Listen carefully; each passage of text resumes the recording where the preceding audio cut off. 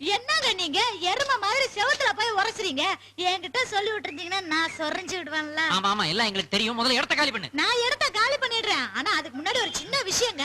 என்ன? எனக்கு முன்ன மாதிரி எல்லாம் நடந்து கிடந்து பிச்சை எடுக்க முடியல. ஏன் ஒரு ஹையர் வண்டி வச்சுக்கிறதானே? அதுக்கு தானே வந்திருக்கேன். எதுக்கு? ஏதோ உங்க வண்டியை கொடுத்தீங்கன்னா ஒரு 4 கடகண்ணி ஒரு 4 கோயில் குளம்னு பிச்சை எடுத்து எங்க பிசினஸ் பெருக்கிக்குவோம். ஆமா ஆமா பெரிய மல்டிநேஷனல் கம்பெனி வச்சிருக்கிற பிசினஸ் பெருக்கிறதுக்கு ஏன் வண்டி தான் உனக்கு கிடைச்சதா? என்னக்கா நீ எனக்காக போட்டு சட்டையை கட்டி கொடுத்துரு, உனக்காக ஓட்டிட்டு இருக்க வண்டியை தர மாட்டாரா?